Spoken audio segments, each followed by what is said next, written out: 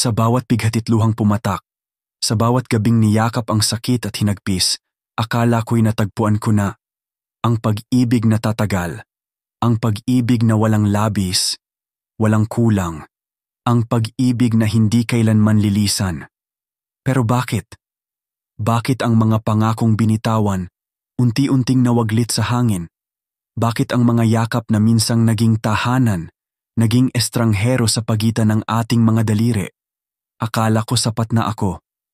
Akala ko'y ako ang pipiliin, ang huling pahina sa kanyang kwento, ang tahanang hindi niya kailanman iiwanan. Pero heto ako ngayon.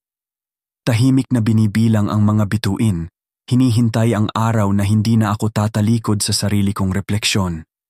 At alam ko na ngayon, hindi ko kailangang habulin ang hindi para sa akin, hindi ko kailangang ipilit ang hindi itinadhana. Dahil ang pag-ibig, hindi minamadali. Dahil ang paghilom, hindi isang laban na dapat apurahin. Darating siya.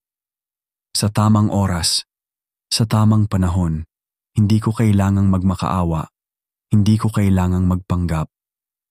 Sa araw na iyon, hindi na ako bahagi ng nakaraan, kundi isang bagong pahina, isang bagong simula. At sa araw na dumating ang tunay na pag-ibig, alam kong hindi na ako wasak. Dahil bago ko siya matagpuan, natagpuan ko muna ang sarili ko.